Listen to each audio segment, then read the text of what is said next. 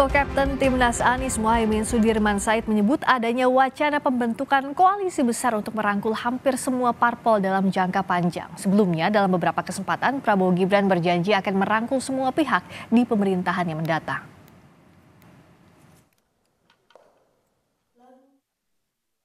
Co-Kapten Timnas Anies Mohaimin Sudirman Said mengaku mendengar wacana pembentukan koalisi besar untuk merangkul hampir semua parpol dalam jangka panjang. Menurut Sudirman, dalam wacana koalisi besar itu nantinya hanya ada 1 atau 2 parpol yang ditinggalkan di luar koalisi. Sudirman menyebut wacana itu akan berdampak buruk bagi demokrasi Indonesia.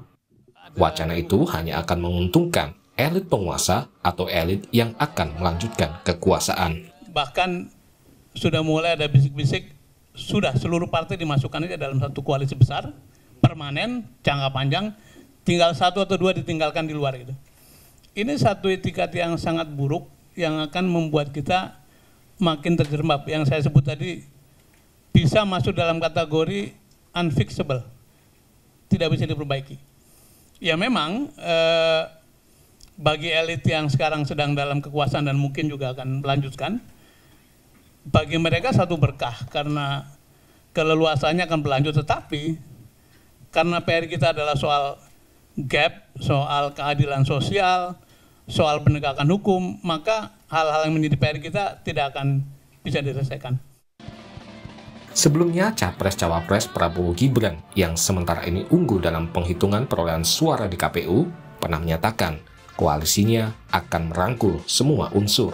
Prabowo, Gibran, dan seluruh koalisi Indonesia Maju, kami akan merangkul semua unsur dan semua kekuatan.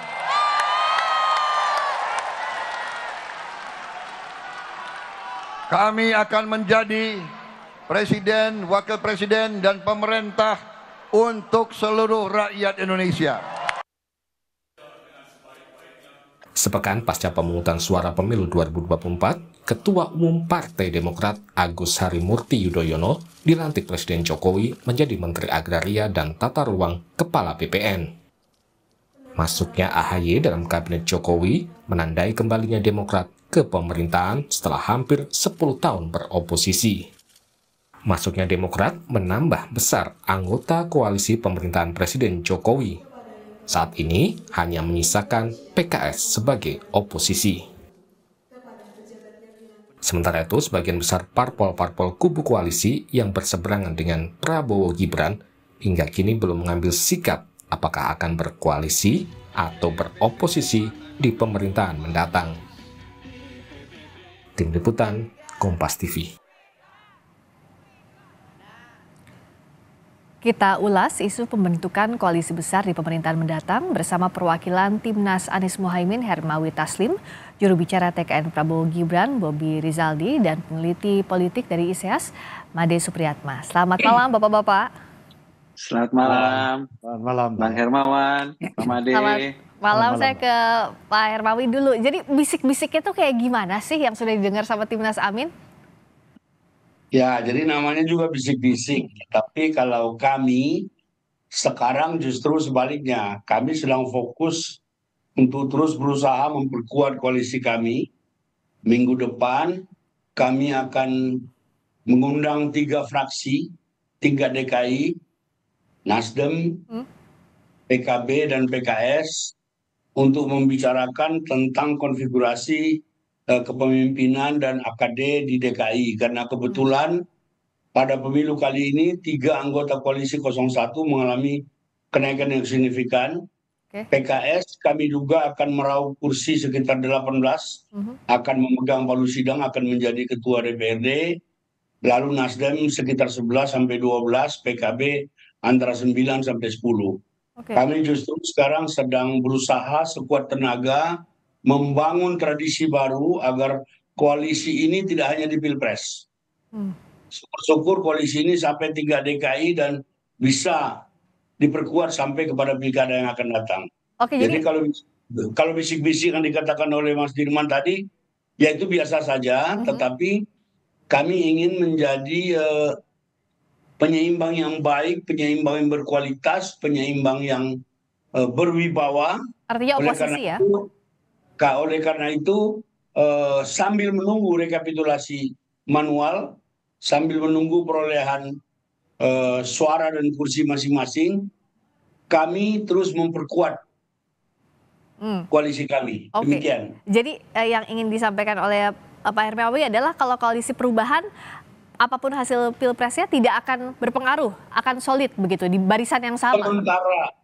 Sementara itu, sambil menunggu hasil rekapitulasi nasional, rekapitulasi manual, kami terus memperkuat termasuk membangun kemungkinan koalisi di Pilkada DKI. Oke, kalau Mas Bobi, jadi betul akan dirangkul semuanya sampai hanya disisakan 1 atau 2 saja yang di luar pemerintahan? Ya, jadi tadi seperti yang disampaikan oleh Bang Hermawi ya, kalau bahasanya tuh it ain't over until the fat lady sing. Jadi pemilunya saja kan belum selesai. Jadi kalau wacana bagus saja itu, tapi kami dari Koalisi Indonesia Maju terus terang belum mendengar hal tersebut. Apakah yang tadi yang disampaikan Pak Sudirman Said meninggalkan? Kalau kita sih pasti inginnya pemerintahan itu ya sebesar-besarnya semua memberikan dukungan pada pemerintahan yang nanti akan terbentuk. Dan oleh karenanya, apakah itu nanti di koalisi pemerintahan, koalisi parlemen, ataupun nanti yang terdekat adalah koalisi di dalam pilkada, ini masih sangat cair. Karena kenapa? Karena misalkan di pilkada saja, pilkada itu kan bukan hanya koalisi seperti di Pilpres. Kalau Pilpres itu kan tentu koalisi ini ada beberapa kesepakatan-kesepakatan, termasuk bagaimana kita membahas kemampuan dan kekuatan elektoral.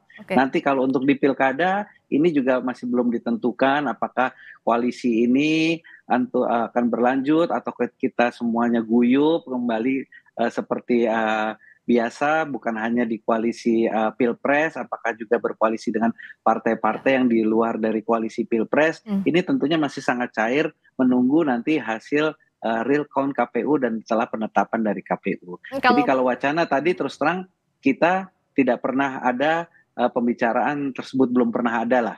Belum pernah ada Kita pembicaraan. akan meninggalkan sekian partai atau semua jadi koalisi besar itu belum ada. Tentunya kalau semangatnya kita pingin semua partai ini berkoalisi mendukung pemerintahan pun juga di parlemen itu, sehingga tidak ada faksi-faksi, pengambilan keputusan menjadi lebih cepat dan pembangunan juga bisa segera dilaksanakan dengan lebih cepat, efektif. Jadi belum dibicarakan tapi inginnya sebanyak-banyaknya mendukung pemerintah. Kalau Pak Made melihat potensi koalisi gemuk atau besar permanen untuk pemerintah, ini seperti apa?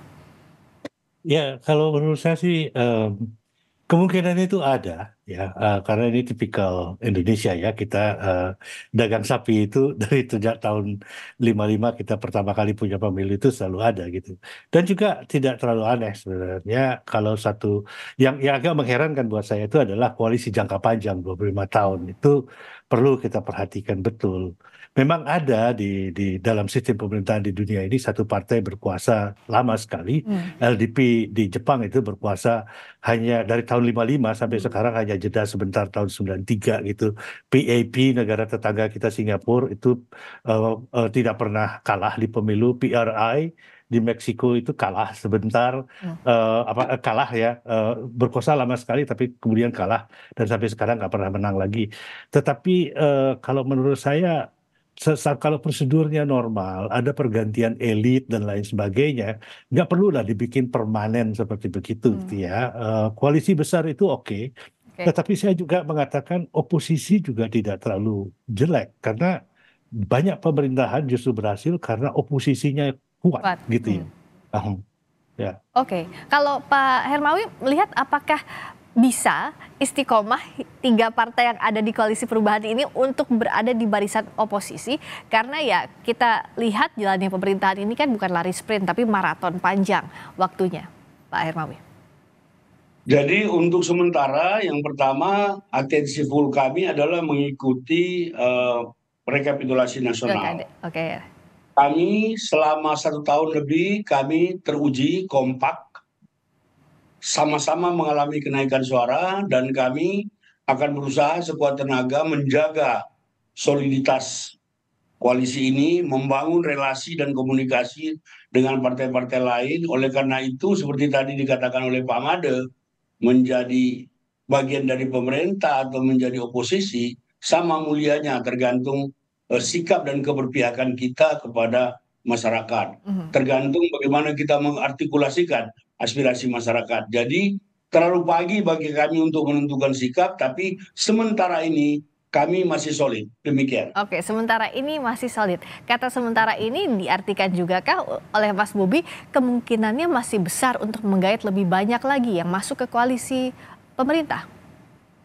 Saya rasa itu pasti ya, karena koalisi Prabowo Gibran itu kan sudah disampaikan akan membuka kerjasama dengan seluas-luasnya, tidak mengkotak-kotakan. Selama itu masih berazas Pancasila dan sesuai dengan tujuan-tujuan dan target pembangunan, itu saya rasa tetap terbuka kesempatan tersebut. Dan saya rasa ini juga bukan hal yang mustahil, sehingga ini mungkin saja walaupun belum pernah dibicarakan sama sekali di dalam koalisi Indonesia Maju. Oke, kalau Pak Made melihatnya peluang koalisi pemerintah besar, ini kan tadi kalau kata Mas Bobi semangatnya agar lebih cepat pembangunannya berkelanjutan, lalu juga tidak banyak gesekan-gesekan. Tapi bagaimana dengan check and balances? Ya, saya kira itu harus diseimbangkan ya.